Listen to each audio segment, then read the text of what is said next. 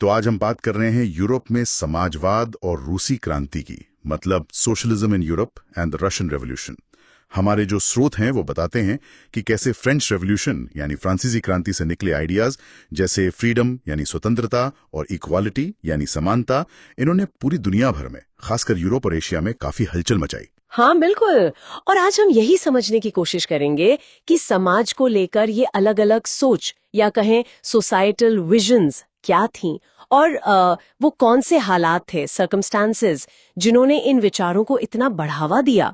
और फिर सबसे खास बात, कैसे ये सब रूस में एक बड़ी क्रांति, एक रिवॉल्यूशन का रूप ले बैठा। ये 20th सेंचुरी की कहानी बदल देने वाली घटना थी सही में। हाँ, तो चलिए शुरू करते हैं उस दौर से जिसे the age of social change कहा जाता है। फ्रेंच रेवोल्यूशन के बाद, जैसे आपने कहा, पूरी यूरोप में बहस छिड़ गई।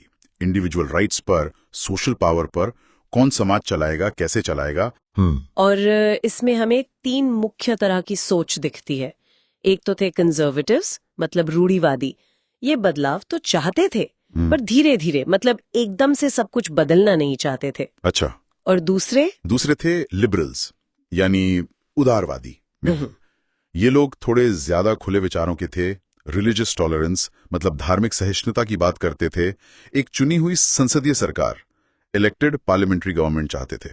पर हाँ, एक बात थी, ये यूनिवर्सल अडल्ट फ्रेंचाइज मतलब सबके लिए वोट के अधिकार के पक्ष में नहीं थे। ओह, तो वोट कौन देता फिर? उनका मानना था कि वोट का अधिकार सिर्फ उन्हीं मर्दों को हो जिनके पास प्रॉपर्टी है ना? मतलब सबके लिए नहीं। अच्छा।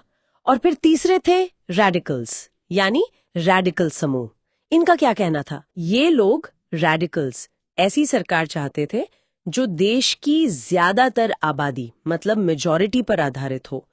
और हाँ, इन्होंने महिलाओं के वोट के अधिकार, वुमेन्स सफरेज मूवमेंट्स का भी समर्थन किया। और ये अमीरों को जो खास अधिकार मिले हुए थे, प्रिविलेजेस, उसके भी खिलाफ थे। ये सब बातें चल रही थी, समझिए अर्ली 1800s के आसपास। और ये जो पॉलिटिकल आइडियाज थे, इनका इंडस्ट्रियल रेवोल्यूशन यानी औद्योगिक क्रांति से भी गहरा नाता था, है ना? बिल्कुल।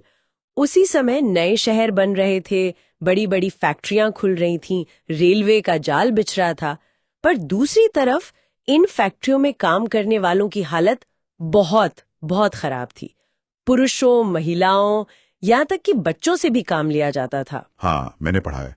काम के घंटे बहुत लंबे होते थे, लॉन्ग आवर्स, तनख्वाह बहुत कम, पुअर वेजेस, बेरोजगारी, अनएम्प्लॉयमेंट भी आम थी।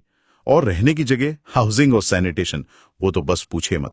बिल्कुल। और इसी माहौल में, इसी परेशानी के जवाब में सोशलिज्म यानी समाजवाद का विचार एक बड़ी ताकत बनकर उभरा। समाजवादियों का मूल विचार क्या था? वो प्राइवेट प्रॉपर्टी यानी निजी संपत्ति के सख्त खिलाफ थे। क्यों? मतलब उन्हें क्या दिक्कत थी प्राइवेट प्रॉपर्टी से? उनका मानना था कि समाज की ज्यादातर बुराइयों की जड़ यही निजी संपत्ति है।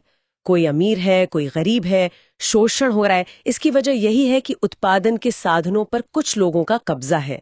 वो चाहते थे कि संपत्ति पर किसी एक व्यक्ति का नहीं, बल्कि पूरे समाज का नियंत्रण हो, कलेक्टिव सोशल कंट्रोल। अच्छा, तो इसके शुरुआती विचारक कौन थे? कुछ शुरुआती समाजवादी विचारकों में रॉबर्ट ओवन का नाम आता है। उन्होंने अमेरिका के इंडियाना में न्यू हार्मनी नाम का एक कोऑपरेटिव कम्युनिटी, एक सहकारी समुदाय बनाने की कोशिश भी की। और फ्रांस में थे लुई ब्लैंक। वो चाहते थे कि सरकार कोऑपरेटिव्स को मदद दे, उन्हें बढ़ावा दे। ये सब हो रहा था मिड 1800s के आसपास। लेकिन शायद सबसे ज्यादा असरदार विचार कार्ल मार्क्स और फ्रेडरिक एंगल्स के थे, है ना? हाँ, बिल्कुल। उन्होंने इस बहस को एक नई दिशा दी। उन्होंने तर्क दिया कि ये इंडस्ट्रियल सोसाइटी जो है वो असल में कैपिटलिस्ट यानी पूंजीवादी है। इसमें होता क्या है कि फैक्ट्री मालिक मतलब कैपिटलिस्ट्स सारा मुनाफा कमाते हैं, जबकि सारी मेहनत कौन करता है? वर्कर्स यानी मजदूर। तो हल क्या बताया उन्होंने? मार्क्स और एंगल्स ने कहा कि मजदूरों को इस कैपिटलिज्म और प्राइवेट प्रॉपर्टी को उखाड़ फेंकना होगा। मार्क्स ने एक कम्युनिस्ट सोसाइटी, एक साम्यवादी समाज की कल्पना की, जहां सारी संपत्ति पर समाज का मतलब कलेक्टिव कंट्रोल होगा, कोई निजी मालिक नहीं होगा। और आप देखिए 1870s तक आते आते ये समाजवादी विचार पूरे यूरोप में फैल गए। हाँ, जैसे सेकंड इंटरनेशनल नाम की एक अंतर्राष्ट्रीय संस्था बनी थी। बिल्कुल। और अलग अलग देशों में पार्टियां बनी। जर्मनी में बनी social democratic party, SPD, Britain में लेबर पार्टी, फ्रांस में सोशलिस्ट पार्टी, ये सब पार्टियां मजदूरों के हक की बात करती थीं। हालांकि ये भी सच है कि 1914 तक यूरोप में कहीं भी समाजवादी सरकार नहीं बन पाई थी। पर हाँ, एक घटना जरूर हुई थी, 1871 का पेरिस कम्यून। हाँ, पेरिस कम्यून।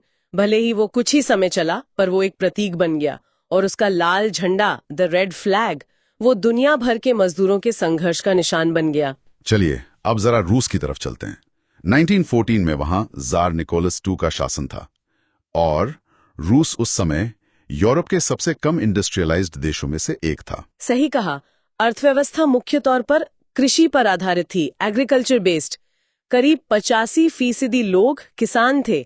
हाँ, सेंट पीटर्सबर्ग और मॉस्को जैसे बड़े शहरों में 1890s के बाद कुछ इंडस्ट्री जरूर पनपने लगी थी, फैक्ट्रियां वगैरह खुली थी। लेकिन वहां भी मजदूरों की हालत कोई बहुत अच्छी नहीं थी। बिल्कुल नहीं। यहाँ भी काम के घंटे बहुत ज्यादा थे, 10 से 15 घंटे आम बात थी। तनख्वाह कम थी, और मजदूरों में भी बंटवारा था, स्केल के आधार पर और लिंग के आधार पर भी। महिलाएं, जो 1914 तक करीब 31% वर्कफोर्स थीं, उन्हें पुरुषों के मुकाबले आधे से 3/4 ही वेतन मिलता था। और हड़तालें भी होती थीं, स्ट्राइक्स। हाँ, काफी होती थीं। 1896-97 में बड़ी हड़तालें हुई, फिर 1902 में भी हुई। और किसानों की बात करें तो वो भी बहुत परेशान थे। वो जमीन चाहते थे। जो कुलीन वर्ग था, नोबिलिटी, उसका वो ज्यादा सम्मान नहीं करते थे। वो लगान मतलब रेंट देने से मना कर देते थे, कभी कभी हिंसा भी करते थे। रूस में किसानों की खास बात और थी, वो मीर या कम्यून सिस्टम। हाँ, वो बड़ा यूनिक था। मीर एक तरह का ग्रामीण समुदाय था, जहाँ किसान समय समय पर अपनी जमीन को आपस में बांट लेते थे, अपनी जरूरत के हिसाब से। ये एक तरह का कलेक्टिव ओनरशिप जैसा था, जो बाद में समाजवादियों को भी बड़ा दिलचस्प लगा। तो ऐसे माहौल में रूस में समाजवाद कैसे फैला, खासकर तब जब वहां पॉलिटिकल पार्टीज गैर कानूनी थीं? हाँ, 1914 से पहले सब पार्टियां इलीगल थीं, तो समाजवाद चोरी छुपे ही फैला। 1898 में बनी Russian social democratic workers party, ये मार्क्स के विचारों पर आधारित थी। फिर 1900 में बनी सोशलिस्ट रेवोल्यूशनरी पार्टी, इनका जोर किसानों की समस्याओं पर ज्यादा था। और यहीं पर लेनिन का नाम आता है, व्लादिमीर लेनिन। बिल्कुल। Lenin Russian social democratic workers party के अंदर ही एक प्रमुख नेता बनकर उभरे। लेनिन के नेतृत्व वाला गुट बोल्शेविक्स कहलाया। उनका मानना था कि रूस जैसे देश में, जहां जार की तानाशाही ऑटोक्रेसी है, वहां क्रांति के लिए एक छोटी अनुशासित पार्टी, डिसिप्लिन पार्टी चाहिए। पार्टी में हर कोई नहीं आ सकता। और दूसरा गुट कौन सा था? दूसरा गुट था मेंशेविक्स का। वो मानते थे कि पार्टी ज्यादा ओपन होनी चाहिए, उसमें सभी सदस्य बन सकें। तो पार्टी के अंदर ही इन दो गुटों में मतभेद था। ये सब चल ही रहा था कि 1904 में हालात और बिगड़ गए। हाँ, चीजों की कीमतें बढ़ने लगीं, लोगों की असल मजदूरी, रियल वेजेस घटने लगीं। इसी बीच सेंट पीटर्सबर्ग की एक बड़ी फैक्ट्री, पुटिलॉग आयरन वर्क्स, वहां कुछ मजदूरों को निकाला गया, जिसके विरोध में हड़ताल हुई। और फिर आया वो दिन, जनवरी 22, 1905। ब्लडी संडे, खूनी रविवार। हाँ, हजारों मजदूर शांति से अपनी मांगे लेकर जार के महल की तरफ जा रहे थे, और उन पर गोली चला दी गई। 100 से ज्यादा लोग मारे गए, कई घायल हुए। इस घटना ने पूरे रूस को हिला दिया, और इसी से भड़की 1905 की क्रांति, द 1905 रेवोल्यूशन। तो जार ने क्या किया? कुछ झुका वो? दबाव में आकर जार ने एक चुनी हुई संसद या डूमा बनाने की इजाजत तो दे दी, लेकिन पहली डूमा को 75 दिन में ही भंग कर दिया, दूसरी को 3 महीने में। वो असल में कोई पावर शेयर नहीं करना चाहता था। और फिर शुरू हो गया फर्स्ट वर्ल्ड वॉर, WWI। इसका रूस पर क्या असर पड़ा? बहुत बुरा असर पड़ा। शुरू में तो लोग जार के समर्थन में थे, लेकिन लड़ाई लंबी खिंचती गई। रूसी सेना को भारी नुकसान हुआ। बाय 1917 करीब 7 मिलियन लोग हताहत हो चुके थे। सेना जब पीछे हटती थी तो रास्ते की फसलें और इमारतें बर्बाद कर देती थी, ताकि दुश्मन के हाथ न लगे। ओह, तो खाने की कमी हो गई होगी। जबरदस्त कमी। करीब 3 मिलियन लोग शरणार्थी, रेफ्यूजीज बन गए। इंडस्ट्री ठप पड़ गई, रेलवे लाइनें टूट गईं, शहरों में अनाज और आटे की भारी किल्लत हो गई, फूड शॉर्टेजेस। 1916 की सर्दियों तक आते आते रोटी की दुकानों पर दंगे, रायट्स होना आम बात हो गई थी। इसी बीच जर्मन विरोधी भावनाओं के कारण सेंट पीटर्सबर्ग शहर का नाम बदलकर पेट्रोग्राड कर दिया गया। हालात बहुत ज्यादा खराब हो चुके थे, खासकर पेट्रोग्राड में। और फिर आई फरवरी 1917 की क्रांति। था करीब 50 और फैक्ट्रियों के मजदूर हड़ताल पर चले गए और इन प्रदर्शनों की अगुवाई कई जगह महिलाएं कर रही थीं। और ये प्रदर्शन बढ़ते गए। हाँ, ये फैलते गए। सरकार ने काबू करने की कोशिश की, कर्फ्यू लगाया, लेकिन लोग मानने को तैयार नहीं थे। फरवरी 27 आते आते हालात बेकाबू हो गए। प्रदर्शनकारियों ने पुलिस हेडक्वार्टर पर हमला कर दिया। सरकार ने सेना बुलाई, कैवलरी को गोली चलाने का हुक्म दिया, पर उन्होंने मना कर दिया। और फिर तो सेना की टुकड़ियां, रेजिमेंट्स भी विद्रोह करके मजदूरों से जा मिली। और इसी बीच पेट्रोग्राड सोवियत बनी। बिल्कुल उसी दिन शाम को सैनिकों और हड़ताली मजदूरों के प्रतिनिधियों ने मिलकर पेट्रोग्राड सोवियत नाम की एक काउंसिल, एक परिषद बना ली। तो जार का क्या हुआ? जार पर दबाव बढ़ता गया। आखिरकार सलाहकारों की बात मानकर मार्च 2, 1917 को जार ने गद्दी छोड़ दी। ही एब्डिकेटेड। रूस से राजशाही खत्म हो गई। और फिर सरकार किसने बनाई? सोवियत और डुमा के नेताओं ने मिलकर एक प्रोविजनल गवर्नमेंट यानी एक अंतरिम सरकार बनाई देश को चलाने के लिए। लेकिन मुश्किलें अभी खत्म नहीं हुई थी, क्योंकि लेनिन वापस आ गए थे। हाँ, अप्रैल 1917 में बोल्शेविक नेता लेनिन अपने निर्वासन एग्जाइल से रूस लौट आए। आते ही उन्होंने अपनी मशहूर अप्रैल थीसिस पेश की। 3 मुख्य मांगे थीं। युद्ध तुरंत बंद किया जाए, सारी जमीन किसानों को दे दी जाए और बैंकों का राष्ट्रीयकरण, नेशनलाइजेशन किया जाए। इससे बोल्शेविकों का प्रभाव बड़ा होगा। हाँ, काफी बड़ा। लेकिन प्रोविजनल गवर्नमेंट को ये पसंद नहीं आया। जुलाई में जब बोल्शेविकों ने बड़े प्रदर्शन किए, जिन्हें जुलाई डेज कहते हैं, तो सरकार ने सख्ती से उन्हें दबा दिया। कई नेता गिरफ्तार हो गए या छिप गए। पर दूसरी तरफ गांव में क्या हो रहा था?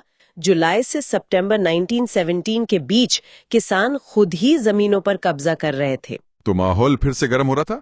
और लेनिन को लगा कि अब सत्ता पर कब्जा करने का समय आ गया है। अक्टूबर रेवोल्यूशन की तरफ बढ़ रहे हैं। बिल्कुल। उन्होंने बोल्शेविक समर्थकों को सत्ता पर कब्जे के लिए एक आर्म्ड अपराइजिंग के लिए मना लिया। लियोन ट्रॉट्स्की के नेतृत्व में एक मिलिट्री रेवोल्यूशनरी कमेटी बनाई गई, जिसने पूरी कार्रवाई की योजना बनाई। अक्टूबर 24 को विद्रोह शुरू हो गया। रात होते होते बोल्शेविकों ने सरकारी दफ्तरों, टेलीफोन एक्सचेंज, रेलवे स्टेशनों पर नियंत्रण कर लिया। विंटर पैलेस, जहां सरकार बैठती थी, उस पर भी हमला हुआ और प्रोविजनल गवर्नमेंट के मंत्रियों ने आत्मसमर्पण कर दिया। सत्ता अब बोल्शेविक्स के हाथ में थी। सत्ता में आने के बाद बुल्शेविकों ने क्या बदलाव किए? फौरन बदलाव शुरू हुए। ज्यादातर इंडस्ट्री और बैंक्स को नवंबर 1917 तक नेशनलाइज यानी राष्ट्रीयकृत कर दिया गया। जमीन को सामाजिक संपत्ति, सोशल प्रॉपर्टी घोषित कर दिया गया और किसानों को इजाजत दी गई कि वो कुलीनों की जमीन पर कब्जा कर लें। शहरों में बड़े घरों को परिवारों की जरूरत के हिसाब से बांट दिया गया। पुरानी उपाधियां जो एरिस्टोक्रेसी को मिलती थीं, टाइटल्स, वो सब बैन कर दी गई। और पार्टी का नाम भी बदला। हाँ, बोल्शेविक पार्टी ने अपने नाम बदलकर रशियन कम्युनिस्ट पार्टी रख लिया।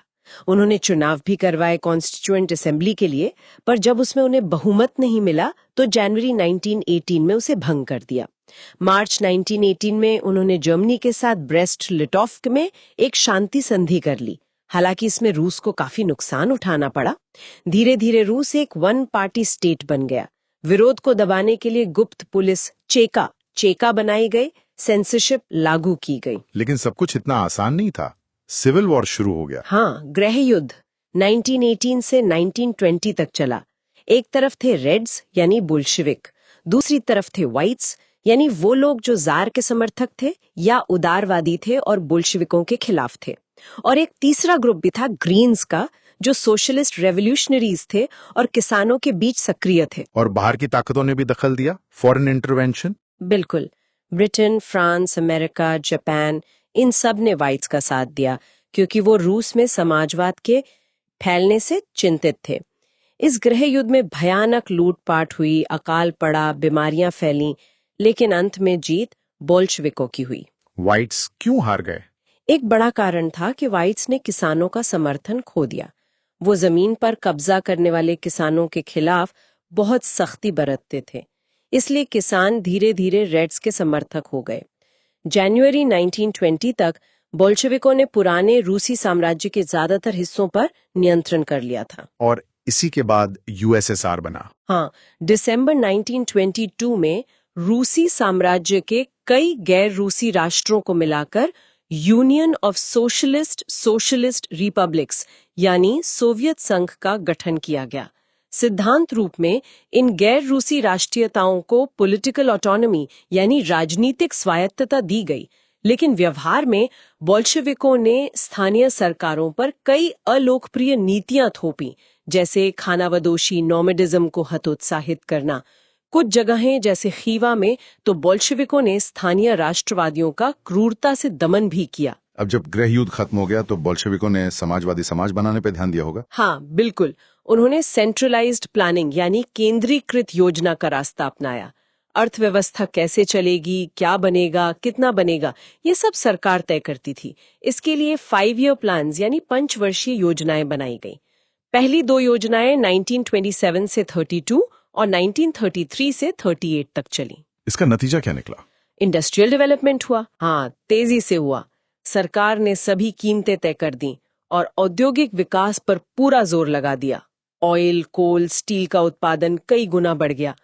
नए नए औद्योगिक शहर बसाए गए, जैसे मैग्नेटोगोर्स्क। लेकिन इसकी कीमत भी चुकानी पड़ी होगी लोगों को। Human cost. बहुत भारी कीमत। ये जो तेजी से निर्माण हो रहा था, इसमें काम करने के हालात, वर्किंग कंडीशंस बहुत खराब थे।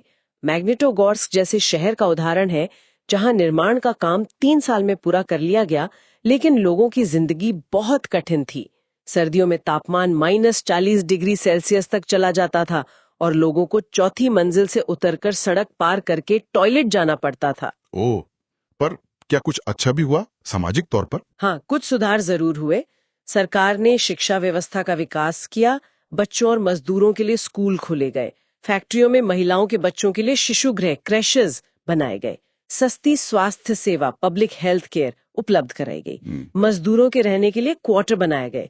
लेकिन ये सब जगह एक जैसा नहीं था और सरकारी संसाधन सीमित थे। सोर्स सी में जो एक 13 साल की लड़की का पत्र है, वो दिखाता है कि स्कूल तो थे पर जिंदगी फिर भी बहुत मुश्किल थी। और इसी दौर में स्टालिन का उदय होता है। स्टालिनिज्म और कलेक्टिवाइजेशन, ये क्या था? हाँ, लेनिन के बाद स्टालिन पार्टी के नेता बने।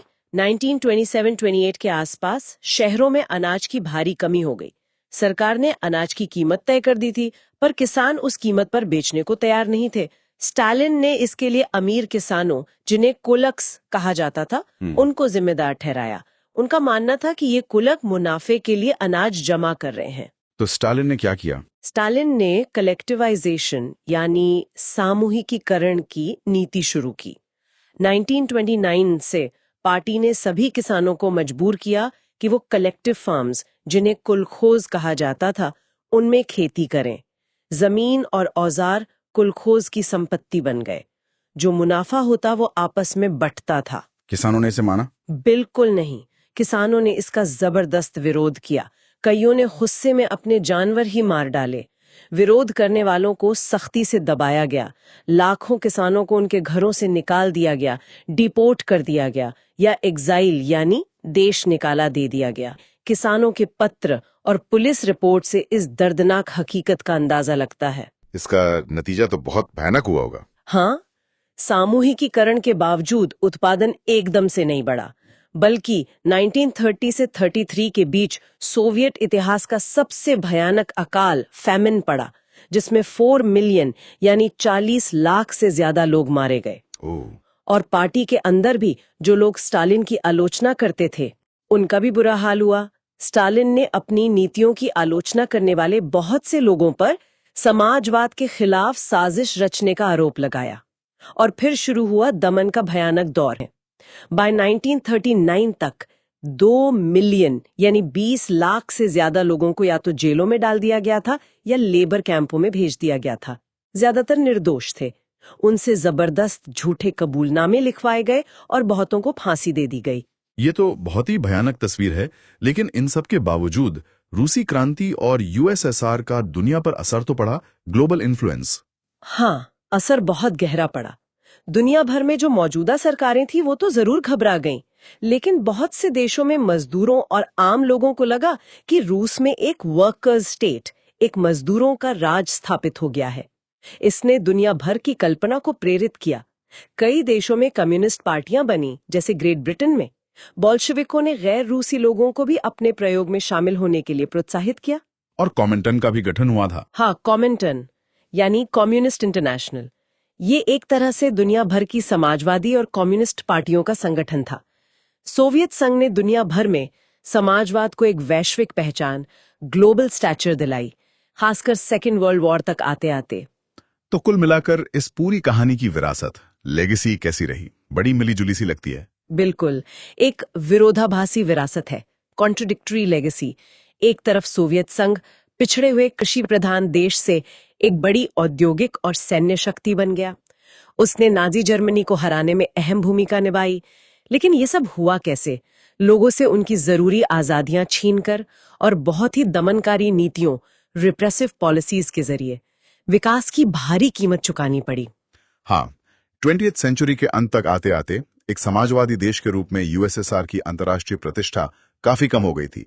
लेकिन समाजवाद का विचार वो खत्म नहीं हुआ। नहीं, वो विचार खत्म नहीं हुआ। उसे अलग अलग देशों में अलग अलग तरीकों से समझा और अपनाया जाता रहा है, और आज भी उस पर पुनर्विचार होता है। अगर हम अपने स्रोतों को देखें तो सोर्सेज F और G में शौकत उस्मानी और रविंद्रनाथ टैगोर जैसे लोगों के लेखों में शुरुआती उत्साह और उम्मीद दिखती है। लेकिन सोर्सेज C, D और E हमें उस कठोर सच्चाई से रूबरू कराते हैं जो आम लोगों ने झेली। तो ये एक लंबा सफर था, क्रांतिकारी विचारों से लेके कठोर हकीकत तक। बदलाव और बराबरी के ऊंचे लक्ष्य थे, पर उन्हें पाने के तरीके कई बार बेहद दमनकारी साबित हुए। ये तनाव, ये टेंशन शायद इस पूरी कहानी में बना रहता है। बिल्कुल सही कहा। और ये हमें आज भी सोचने पर मजबूर करता है कि वो कौन सी रेखा है जब बदलाव का वादा दमन में बदल जाता है। क्या इतिहास की ये गूंज, ये संघर्ष आज की दुनिया में भी हमें कहीं सुनाई देते हैं? शायद जरूरी है कि हम इतिहास को सिर्फ पढ़ें नहीं, बल्कि उसे सवाल पूछें और समझने की कोशिश करते रहें।